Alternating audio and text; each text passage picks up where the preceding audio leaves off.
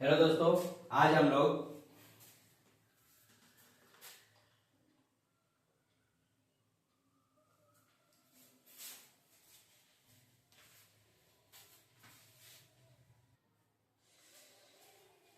Hello दोस्तों, Eklavya coaching centre में आप लोग का स्वागत है। जैसे जैसे हम लोग चार्ल्स नियम, बॉयल्स नियम, जो चैप्टर नंबर 2 था फिजिकल साइंस का गैसों का आचरण, बिहेवियर ऑफ गैसेस के बारे में हम लोग थ्योरेटिकल जितना भी था हम उसको पढ़ चुके थे। अब इसके बाद हम लोग क्वेश्चन आंसर को देखते हैं।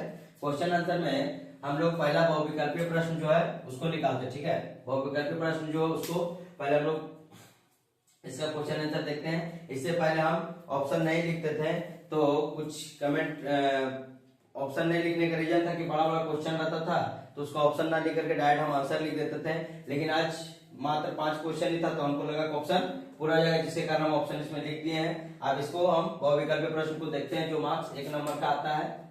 ठीक है, एक नंबर का ऐसा मार्क्स में रहता है, 1 नंबर का ये क्वेश्चन आता है। बहुविकल्पीय प्रश्न को देखते हैं। जैसे पहला क्वेश्चन बोल रहा है, पहला क्वेश्चन क्या बोल रहा है कि गैसों के आयतन परम शून्य तापमान पर शून्य ना होने के कारण क्या है। तो शून्य ना होने के कारण है कि कौन अवस्था में रहता है। ठीक है, गैसों का आयतन परम शून्य तापमान पर शून्य ना होने के कारण क्या है। ये पहले कौन अवस्था में रहता है, द्रव अवस्था में, ठोस अवस्था में, द्रवित अवस्था में या गैस अवस्था में। कौन अवस्था में रहता है, तो यह द्रवित अवस्था में रहता है। कौन अवस्था में रहता है, द्रवित अवस्था में रहता है। अब अपनी किताब में टिक आउट करते चल जाएगा या तो कॉपी पे नोट करते चल जाइएगा कि गैसों का आयतन परम शून्य तापमान पर शून्य ना होने के कारण क्या है, क्या कौन अवस्था में रहता है, तो द्रवित अवस्था में रहता है। और अब वास्तविक गैस तथा बॉयल के नियम का पालन करती है। वास्तविक गैस बॉयल के नियम का पालन कैसे करती है, जैसे कि हम लोग बोलते थे कि जहां पीवी बराबर एनआरटी हो या केटी हो, तो वहां पर वास्तविक गैस पालन नहीं करता है, लेकिन बॉयल का नियम पालन करता है। किस वजह से, तो कम दाब तथा उच्च दाब पर, कम ताप तथा उच्च दाब पर, कम दाब तथा कम ताप पर, उच्च दाब या तथा उच्च ताप पर। तो ये वास्तविक गैस जो बॉयल के नियम का पालन करती है कम दबाव तथा उच्च ताप पर। ठीक है, कम दबाव पर तथा उच्च ताप पर बॉयल का नियम पालन करती है। तीसरा नंबर क्वेश्चन देखते हैं, और किस ताप पर आदर्श गैस का आयतन सिद्धांततः शून्य हो जाता है। ठीक है, तीसरा नंबर क्वेश्चन क्या बोल रहा है कि किस ताप पर आदर्श गैस का आयतन सिद्धांततः क्या जाता है, तो शून्य हो जाता है। तो -273 डिग्री सेल्सियस पर आदर्श गैस का जो आयतन है सिद्धांततः क्या हो जाता है, शून्य हो जाता है। -273 डिग्री सेल्सियस पर जो आयतन जो है क्या हो जाता है, इसका सिद्धांत आयतन क्या होता है, शून्य हो जाता है। और एनटीपी पर, नॉर्मल टेम्परेचर प्रेशर पर, एनटीपी का फुल फॉर्म होता है normal temperature pressure, normal temperature normal temperature pressure. ठीक है, ये इसको बोलते हैं एनटीपी या एसटीपी बोल देंगे तो स्टैंडर्ड टेम्परेचर प्रेशर। ठीक है, तो एनटीपी पर किसी गैस का 1 मोल का आयतन कितना होता है। ठीक है, एनटीपी पर किसी गैस का 1 मोल का आयतन कितना होगा, तो एनटीपी पर किसी गैस का 1 मोल का आयतन 22.4 लीटर होता है। कितना लीटर होता है, 22.4 लीटर होता है। एनटीपी पर किसी गैस का 1 मोल का आयतन कितना होता है, तो 22.4 लीटर होता है। और 0 डिग्री सेल्सियस पर परम तापमान का मान कितना होता है, तो 0 डिग्री सेल्सियस पर परम ताप का मान 273 केल्विन होता है। कितना केल्विन होता है, 273 केल्विन होता है। 0 डिग्री सेल्सियस पर परम ताप का मान कितना केल्विन होता है, तो 273 केल्विन होता है। तो ये आपका 5 बहुविकल्पीय प्रश्न था, इसको हम लोग देख लिए। अब इसका आगे हम लोग ग्रुप बी में लघु उत्तरीय प्रश्न को देखते हैं।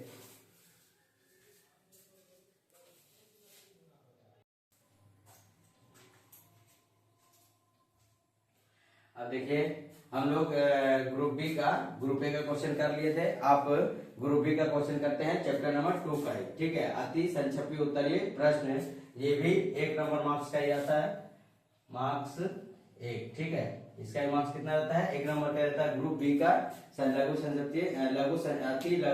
संक्षिप्त उत्तरीय प्रश्न।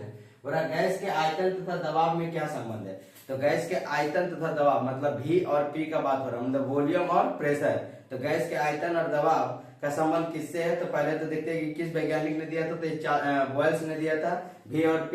इसका संबंध हम लोग को पता है, क्या होता है, V व्युत्क्रमानुपाती 1/P, V व्युत्क्रमानुपाती 1/P। गैसों के आयतन तथा दबाव में क्या संबंध है, तो इसका संबंध है V व्युत्क्रमानुपाती 1/P। ये किसने दिया था, तो बॉयल्स ने दिया था। किस वैज्ञानिक ने दिया था, तो बॉयल्स नामक वैज्ञानिक ने दिया था। बॉयल नामक वैज्ञानिक ने दिया था।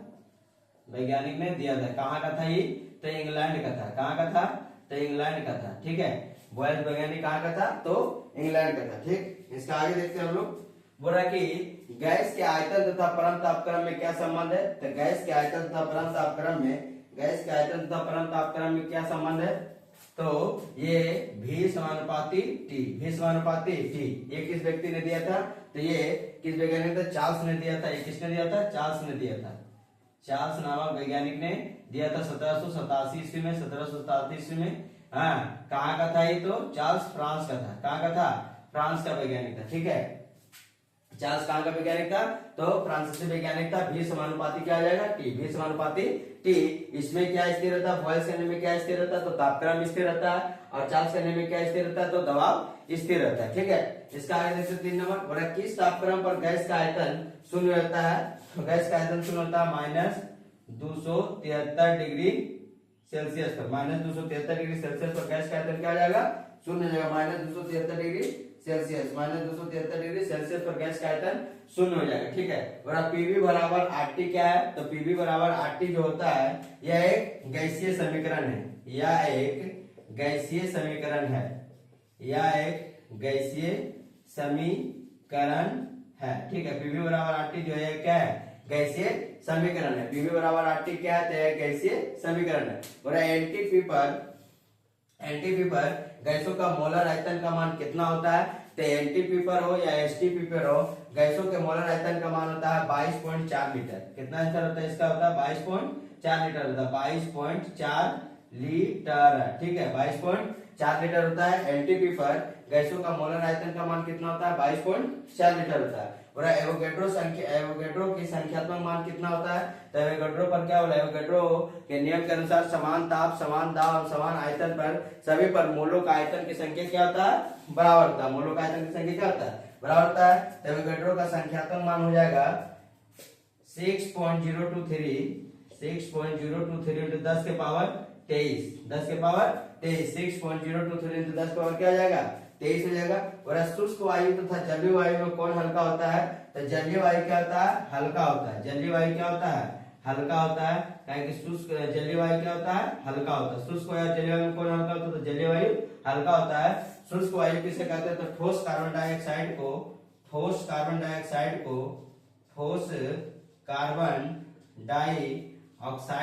शुष्क वायु भी कहते हैं, ठीक है। ठोस कार्बन डाइऑक्साइड को भी शुष्क वायु कहते थे। तो ये आपका ग्रुप बी का 7 क्वेश्चन, 7 क्वेश्चन का आंसर हम एक एक करके दे दिए हैं। अपना कॉपी में एक एक करके अच्छी तरह से नोट करते जाइए, तो स्क्रीनशॉट ले लीजिए। फिर से हम एक बार रिपीट कर देते हैं। और गैस के आयतन तथा दबाव में क्या संबंध है, तो गैस के आयतन तथा दबाव में व्युत्क्रमानुपाती संबंध है। ये किसने नियम दिया था, तो बॉयल्स नामक वैज्ञानिक ने दिया था, जो एक अंग्रेज वैज्ञानिक था, ठीक है। बॉयल्स नामक वैज्ञानिक ने दिया था। उसके बाद बोल रहा है 2 नंबर क्वेश्चन कि गैस के आयतन तथा परम तापक्रम में क्या संबंध है, तो V समानुपाती क्या होता है, T। चार्ल्स नामक वैज्ञानिक ने 1787 ईस्वी में, फ्रांस के जो चार्ल्स कहाँ का वैज्ञानिक थे, फ्रांस के वैज्ञानिक थे, जिन्होंने 1787 ईस्वी में चार्ल्स का नियम को प्रतिपादित किया था। V समानुपाती क्या होता है, T। यहाँ पर कांस्टेंट क्या रहता है, स्थिरांक क्या रहता है, तो दबाव यहाँ पर क्या रहता है, स्थिर रहता है। उसके बाद बोल रहा है किस तापक्रम पर गैस का आयतन शून्य हो जाता है, तो -273 डिग्री सेल्सियस पर गैस का आयतन क्या होता है, शून्य हो जाता है। उसके बाद बोला पीवी बराबर आरटी या तो एनआरटी, कुछ भी, तो ये क्या है, तो यह भी एक गैसीय समीकरण है, जो कि आदर्श गैस का समीकरण होता है। पीवी बराबर एनआरटी, ठीक है। एनटीपी पर गैसों का मोलर आयतन का मान कितना होता है, तो एनटीपी पर गैसों का मोलर आयतन का मान 22.4 लीटर होता है। उसका आगे देखते हैं एवोगैड्रो की संख्यात्मक मान कितना होता है, तो एवोगैड्रो की संख्यात्मक मान 6.023 into 10 के पावर 23 होता है। 6.023 into 10 के पावर 23 मोल होता है। और शुष्क वायु तो जलीय वायु में कौन हल्का होता है, तो जलीय वायु क्या होता है, हल्का होता है। जलीय वायु क्या होता है, हल्का होता है। अब इसके आगे हम लोग ग्रुप सी का क्वेश्चन देखते हैं।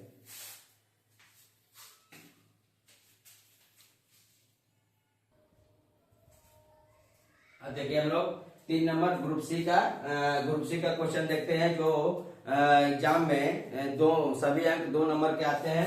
उसमें हम लोग देखते हैं मार्क्स 2 का आता है। और लघु उत्तरीय प्रश्न को, और बॉयल का नियम को लिखिए, बॉयल के नियम को लिखिए। बोला कि बॉयल का नियम किसे कहते हैं, तो हम लोग पहले भी जानते हैं कि स्थिर तापक्रम पर किसी निश्चित मात्रा वाली स्थिर तापक्रम पर, बॉयल का नियम में स्थिर क्या रहता है, तो तापक्रम स्थिर रहता है। स्थिर तापक्रम पर किसी निश्चित मात्रा वाली गैस के आयतन पर उस पर आरोपित दबाव का क्या होता है, विलोमानुपाती होता है। आरोपित दबाव का क्या होता है, विलोमानुपाती होता है। बड़ा स्थिर तापक्रम पर किसी निश्चित मात्रा वाली गैस का आयतन उस पर आरोपित दबाव का विलोमानुपाती होता है। भी व्युत्क्रमानुपाती 1/t, भी व्युत्क्रमानुपाती 1/t होता है। इसको 1662 ईस्वी में बॉयल्स नामक वैज्ञानिक ने दिया था। 1662 ईस्वी में बॉयल्स नामक वैज्ञानिक ने दिया था। ये कहाँ का वैज्ञानिक था, तो यह अंग्रेज वैज्ञानिक था। कहाँ का वैज्ञानिक था, तो अंग्रेज वैज्ञानिक था। ठीक है, 1662 ईस्वी में इन्होंने तापमान, दबाव और आयतन को संबंध को बताते हुए इन्होंने बॉयल्स का नियम दिया कि स्थिर तापक्रम पर जो दबाव होता है, जो आयतन स्थिर तापक्रम पर निश्चित मात्रा वाली गैस का आयतन, उस पर दबाव का क्या होता है, व्युत्क्रमानुपाती होता है, विलोमानुपाती होता है। और बॉयल के नियम में स्थिरांक का नाम लिखो, तो बॉयल के नियम में स्थिरांक क्या रहता है, बॉयल के नियम में स्थिरांक रहता है तापक्रम और गैसों की मात्रा। बॉयल के नियम में स्थिर क्या रहता है, गैसों की मात्रा और तापक्रम। और बॉयल के नियम का स्थिरांक का नाम लिखो, तो बॉयल के नियम में दो स्थिर राशि होती है, एक तापक्रम होता है, एक क्या होता है, गैसों की मात्रा होता है। एक तापक्रम होता है, एक क्या होता है, गैसों की मात्रा होता है। और कि स्थिर ताप और मात्रा पर किसी गैस का आयतन तथा दबाव में ग्राफ का आकार कैसा होता है। ठीक है, इसका ग्राफ का आकार कैसा होता है, ये पूछ रहा है।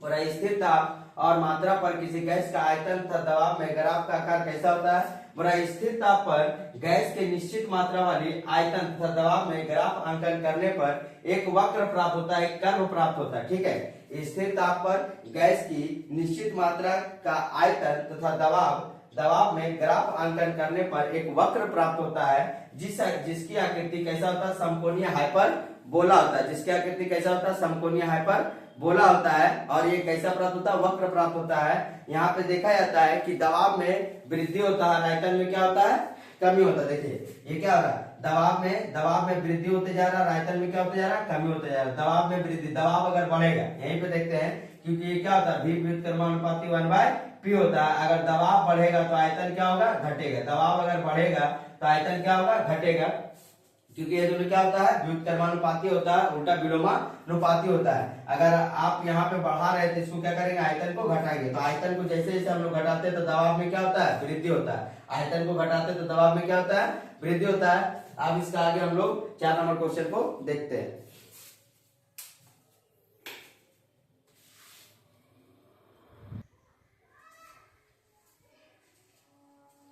देखिए अब 4 नंबर क्वेश्चन हम लोग देखते हैं। बोला कि केल्विन स्केल के अनुसार चार्ल्स के नियम क्या है। केल्विन स्केल के अनुसार, तो बोला चार्ल्स के नियम के अनुसार स्थिर दबाव पर, चार्ल्स के नियम के अनुसार स्थिर दबाव पर किसी निश्चित मात्रा वाली गैसों का आयतन परम तापक्रम के क्या होता है, समानुपाती होता है। स्थिर चार्ल्स के नियम के अनुसार स्थिर दबाव पर किसी निश्चित मात्रा वाली गैसों का आयतन परम तापक्रम के समानुपाती होता है। यह चार्ल्स का नियम केल्विन स्केल में दिया गया था। ठीक है, ये चार्ल्स के नियम किसमें दिया गया था, तो केल्विन स्केल पे दिया गया था। केल्विन स्केल पे यही होता है कि 0 डिग्री सेल्सियस बराबर कितना होता है, 273 केल्विन।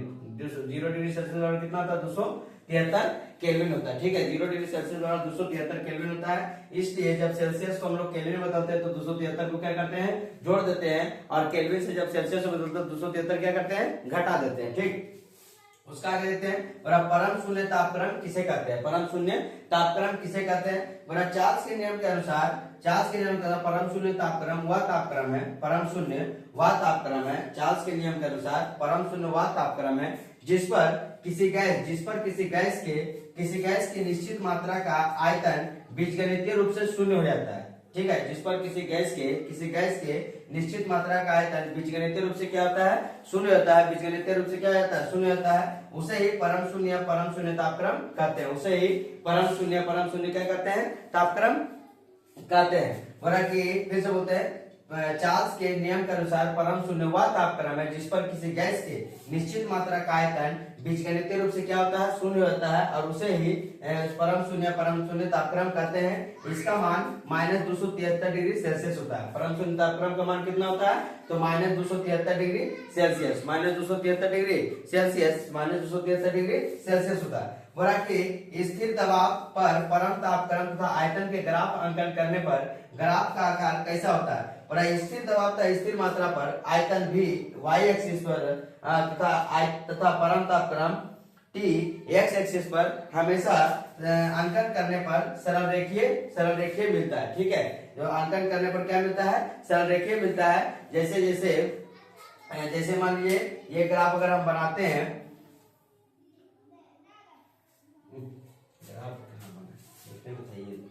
ये ग्राफ अगर बनाते हैं तो यहाँ पर v और यहाँ पर t लेते हैं, तो ये दोनों एगो x एक्सिस एगो y एक्सिस रहता है। इसको हम लोग P2 या P1 करते हैं। तो हमेशा इसमें क्या होता है कि P2 हमेशा P1 से क्या होगा, अधिक होगा, क्योंकि जैसे जैसे तापक्रम बढ़ते जाएगा वैसे वैसे आयतन भी क्या होगा, बढ़ते जाएगा। तापक्रम बढ़ते जाएगा और आयतन भी क्या हो जाएगा, बढ़ते। P2 ग्रेटर देन क्या हो जाएगा, P1 हो जाएगा। अब इसके आगे हम लोग 7 नंबर क्वेश्चन को देखते हैं। हमेशा इसमें जो परम तापक्रम आयतन जो ग्राफ अंकन जो होता है कैसा होता है, सरल रेखा पे मिलता है। सरल रेखा पे मिलता है। कौन रेखा मिलता है, सरल रेखा पे मिलता है।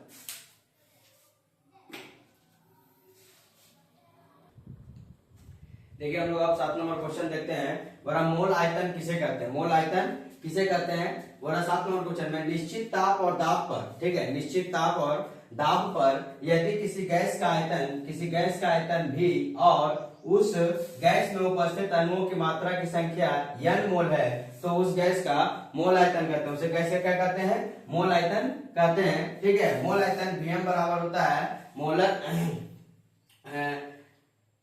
मोलर आयतन बराबर क्या होता है, V बटा N होगा। मोलर आयतन बराबर क्या होगा, V बटा N होगा। ठीक है,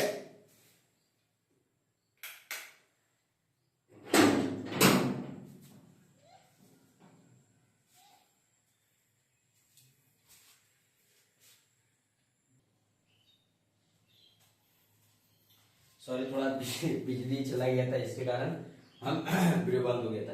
बोला कि मोल आयतन किसे कहते हैं, तो निश्चित ताप और दाब पर किसी गैस का आयतन, निश्चित ताप और दाब पर यदि किसी गैस का आयतन भी हो और उस गैस में उपस्थित अणुओं की मात्रा n हो, तो उसे गैस के मोल का आयतन कहते हैं, जो Vm। मोलर आयतन बराबर क्या होता है, V बटा N। मोलर आयतन बराबर क्या होता है, V बटा N। V मतलब हो गया मेरा आयतन और N हो गया मेरे मोलों की संख्या। ठीक है, उसके आगे देखते हैं, बोलता है एवोगैड्रो का नियम क्या है। एवोगैड्रो के नियम के अनुसार समान ताप समान दाब पर सभी गैसों के समान आयतनों में अणुओं की संख्या क्या होती है, समान होती है। समान ताप समान दाब एवं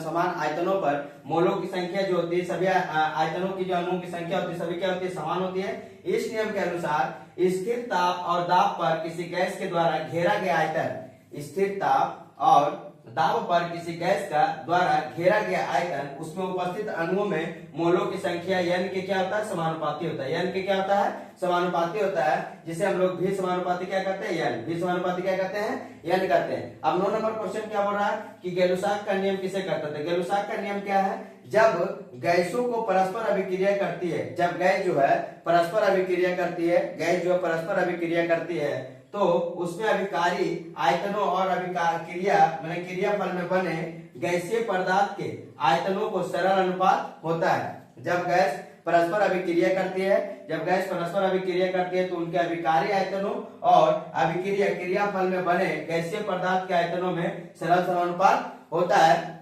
तो ये अभी आपका 9 क्वेश्चन आपका खत्म हुआ। ग्रुप ए बी सी आपका खत्म हुआ। डी का क्वेश्चन दीर्घ उत्तरीय है, जिसको लिखना बोर्ड पे लिख के बताना पॉसिबल नहीं है, तो आप अपना किताब से टिक आउट करके आराम से उसको बना लिया। ग्रुप ई में आपका न्यूमेरिकल का क्वेश्चन है, वो हम आपको अभी करा दे रहे।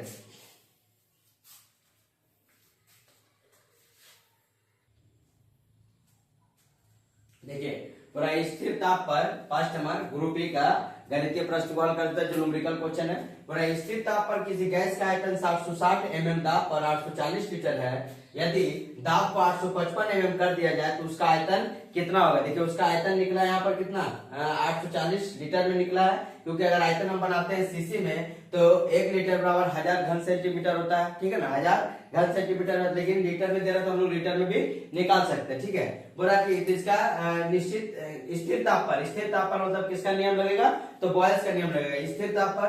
तो स्थिर ताप पर यहाँ पर P1 कितना दिया हुआ, P1 दिया 760 mm, ठीक है। V1 कितना दिया है 840 लीटर, 840 लीटर। उसका बाद बोल रहा P2 कितना दिया, यदि दाब को 855 कर दिया, P2 855 दिया हुआ है, हाँ, mm में, ठीक है। पहले यूनिट को हम लोग देखते हैं, उसके बाद तो V2 क्या होगा, V2, तो V2 बराबर हमको पता है कि V2 बराबर क्या होता है, V2 बराबर होगा P1 गुना V1 बटा V2 P2, P1 गुना V1 बटा क्या आ जाएगा, P2 हो जाएगा। P1 गुना V1 बटा P2 हो जाएगा, क्योंकि हम लोग फॉर्मूला के अनुसार जानते थे कि P1 गुना V1 बराबर P2 गुना V2 बराबर P3 गुना V3 होता है। तो यहाँ से V2 निकालना है, तो P1 मेरा कितना दिया, P1 मेरा 760 है, V1 कितना है 840 है, उसके बाद P2 कितना है तो 855 है। अब इसको काट कूट करके देखते हैं तो कितना आ जाएगा, 5 से काटे इसको तो 5 से 5 कम 5, 3 5 5 7 35, 5 कम 5, फिर 5 से काटेंगे तो 5 कम 5, 5 से 30, 5 40। अब 171 और 760, 19 से काटते हैं तो 19 नमक कितना हो जाएगा 171 और 19 चौका हो जाएगा 760, ठीक है। और कुछ कटने वाला है, तो कुछ कटने वाला नहीं है। समथिंग में अगर हम गुना करते हैं तो इसका मान जो आएगा कितना आ जाएगा, जो आपका आंसर में दिया कट पुट करके देखिएगा तो आपका आंसर आ जाएगा 746.67 लीटर, 746.67 लीटर। ये आपको अगर इसको 40 गुना 168 बटा 19 करिएगा तो 746.67 लीटर आपका आंसर आ जाएगा। आप देखते हैं 2 नंबर क्वेश्चन, बोला कि स्थिर ताप पर, फिर बोल के स्थिर ताप पर मतलब किसका नियम लगेगा, तो बॉयल्स का नियम लगेगा। बोला किसी गुब्बारे का 750 ml, किसी गुब्बारे का 750 ml गैस का दबाव 830 mm है, यदि गुब्बारे का आयतन बढ़ाकर 900 ml कर दिया जाए तो गैस का दबाव कितना आएगा। तो हम लोग फिर करते हैं इसी को, P1 V1 P2 V2, ठीक है। P1 बराबर कितना दिया हुआ, P1 बराबर दिया हुआ 830 mm, 830 mm। V1 बराबर कितना दिया 750 ml, 750 ml। P2 बराबर कितना दिया है, P2 बराबर नहीं दिया है, P2 पूछा, P2 बराबर कितना दिया 900 ml, 900 ml लिख देंगे। P2 क्वेश्चन मार्क्स है, तो हमको पता है कि V2 निकालना हो या P2 निकालना हो तो P1 इंटू V1 बराबर P2 इंटू V2 बराबर P3 इंटू V3 होता है। तो यहाँ पर P2 बराबर हम क्या निकालेंगे, P2 बराबर निकलेगा मेरा P1 इंटू V1 बटा V2, ठीक है, P1 इंटू V1 बटा V2। तो P2 बराबर क्या निकल जाएगा, P1 का मान कितना है 830, V1 का मान कितना है 750, V2 का मान कितना है 900। 1 0 से 1 0, 1 0 से 1 0 खत्म कर देंगे, 9 से तो कुछ काटेगा ना, 73 गुना 75 बटा 9 करेंगे, 83 गुना 75 बटा 9 करेंगे तो समथिंग में आपका आ जाएगा 691.7 mm, 691.7 mm, जो कि आपका आंसर में दिया हुआ आपके किताब में। आप इसको 83 गुना 75 बटा 9 करिएगा तो आपका 691.7 mm आ जाएगा। इसका एक और क्वेश्चन बचा हुआ, इसको आगे देखते हैं।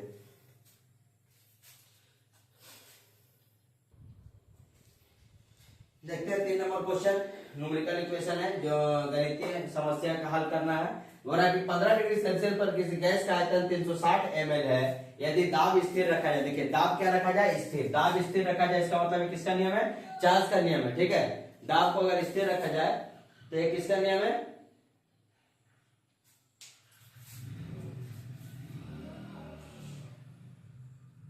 दाब को अगर स्थिर रखा जाए तो ये किसका नियम है, तो ये चार्ल्स का नियम हो जाएगा। रखा जाए तो किसी ताप पर उस गैस का आयतन 320 ml हो जाएगा। मतलब हम लोग को चार्ल्स का नियम बराबर पता था कि V1 बटा क्या होता है, T1 बराबर V2 बटा क्या होता है, T2 बराबर V3 बटा क्या होता है, T3 होता है। तीनों आपस में क्या होता है, बराबर होता है। जो क्वेश्चन रहेगा उसको हम लोग कर लेंगे। और यार एक चीज याद रखना है, चार्ल्स के नियम में अगर डिग्री सेल्सियस में तो उसको किसे बदलना है, केल्विन में बदलना है। किसे बदलना है, केल्विन में। तो हम लोग देखते हैं पहले क्या लिखा हुआ, पहले लिखा हुआ T1 जो दिया 15 डिग्री सेल्सियस, कितना डिग्री सेल्सियस 15 डिग्री। उसके बाद देखिए V1 कितना दिया हुआ 360 ml मिलीलीटर दिया हुआ है, और V2 कितना दिया हुआ है, V2 दिया हुआ है 320 ml, V2 दिया हुआ 320 20 ml हमको निकालना है T2। क्या निकालना है? T2 निकालना है। तो पहले देखिए कि T1 को हम लोग 15 डिग्री सेल्सियस को क्या बनाएंगे? केल्विन में बनाएंगे। किसे बनाएंगे? केल्विन में बनाएंगे। तो 15 डिग्री सेल्सियस को केल्विन में बदलने के लिए हम लोग क्या करते हैं? 273 जोड़ देते हैं। याद रखना है, लिख भी देते हैं हम एक पॉइंट। सेल्सियस को केल्विन में बदलने के लिए 273 डिग्री सेल्सियस जोड़ देते हैं। 273 डिग्री सेल्सियस जोड़ देते हैं।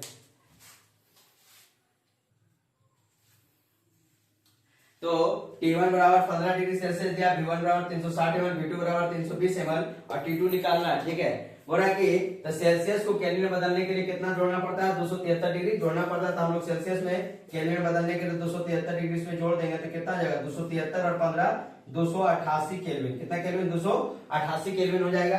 अब हम यहाँ से फॉर्मूला लगा करके इसको निकाल लेंगे। बोला कि V1 बटा T1 बराबर V2 बटा T2। V1 बटा T1 बराबर V2 बटा क्या जाएगा? T2 हो जाएगा। तो V1 कितना दिया हुआ मेरा? 360 ml, 360 ml लिख लेंगे। T1 मेरा कितना दिया हुआ? T1 दिया हुआ है 15 डिग्री सेल्सियस था, उसको केल्विन बदला 288 केल्विन। 288 केल्विन। उसके बाद V2 बराबर कितना दिया?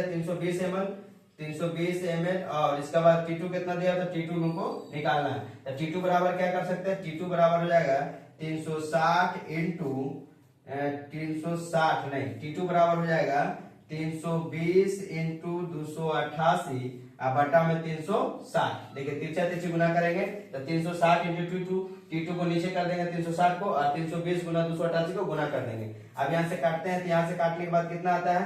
0 से 0 खत्म, 4 से काटेंगे, 8 से काटेंगे, 4 से 4 8 32 और 4 9 का 36। 9 से 288 को काटते हैं, 9 से 288 को काटेंगे तो कितना आ जाएगा? 9 से काटेंगे तो 9 3 का 27, 9 2 के 18, 32 हटे कितना आ जाएगा? तो 240 और 16 256 केल्विन। कितना केल्विन? T2 का जो मान आएगा 256 केल्विन आएगा। T2 का मान कितना आ गया? तो 256 केल्विन आ गया।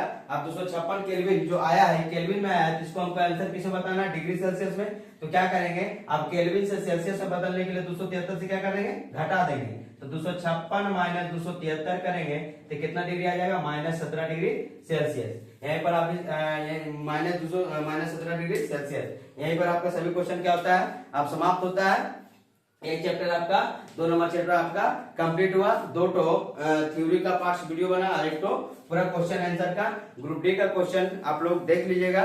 किताब से टिक आउट करके अच्छे से पढ़ के उसको लिख लेना, क्योंकि बोर्ड पे लिखाना इतना संभव नहीं हो पाता। ठीक है, इसके लिए धन्यवाद। आराम से पढ़ते रहिए।